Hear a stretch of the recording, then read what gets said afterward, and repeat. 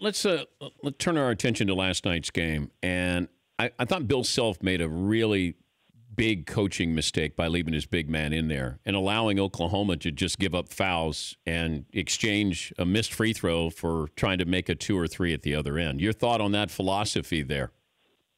Well, I've thought about that a lot, even this morning, in looking at that. And I got caught up in, I thought he was the whole key to the game. And in the first half, when he wasn't in there with the fouls that allowed Oklahoma to play, he's become so good at not only being able to score on the block, but to find cutters and passers. And it was an incredible strategy by Lon.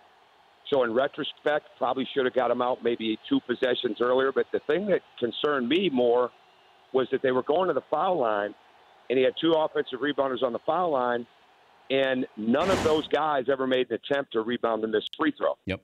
So at the time, you're not believing that he's going to miss all of his free throws. And it's really hard. You don't want to take the confidence of the guy and destroy him for somewhere down the line. And if he starts to hit a couple free throws, we're not even having the conversation. But never making an attempt to rebound the misses, to even give them a chance to have a second shot opportunity, was what would bewildered me. And I think that's on the players for not going hard to the glass when he took those shots, not anticipating it. How do you explain big men who can't shoot free throws? Like at some point, and he played 4 years of high school, and he's been at Kansas, 2 years? Like, I got to go to underhand, Coach, because what I'm seeing there is that's just a terrible form. And they probably worked with him, and it got like it's better, but why not underhand for somebody like him?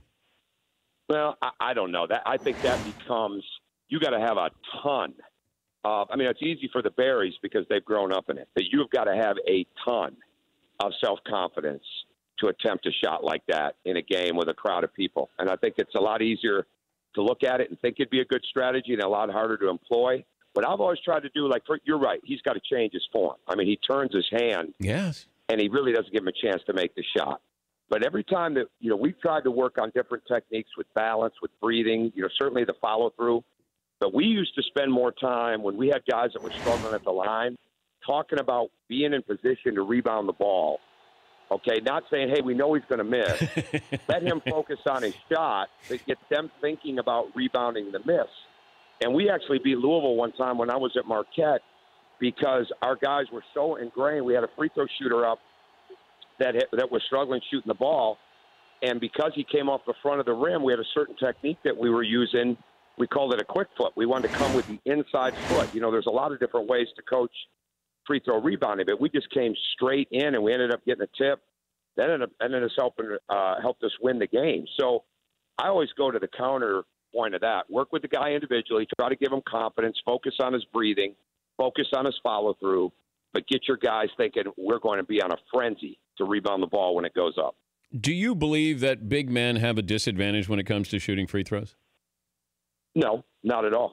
I think it all becomes because it's so much about balance and feet, and to me, anybody that shoots a hard ball, right? And like last night, Doak shoots a hard ball. That ball's coming off his hand hard.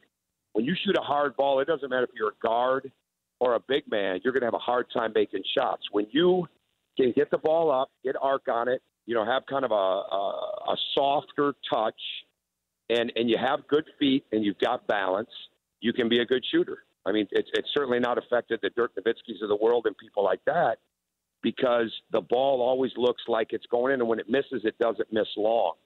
So I've been more of a believer in how you shoot it, how you release it, what your footwork is like, how you shift your weight at the free throw line. And I don't think that is now the place where that becomes harder, bigger hands, right? When guys get the ball back in their palm, which certainly you're going to get with big men, that can be a real problem. And so you got to get them to have that fingertip control, which is easier said than done. So that would be the place where what you're asking I would definitely agree with. But the rest of it, I think it's all those other attributes of shooting that come into it. For more Dan Patrick Show, tune to Audience Channel 239 on DirecTV or download the Dan Patrick Show app.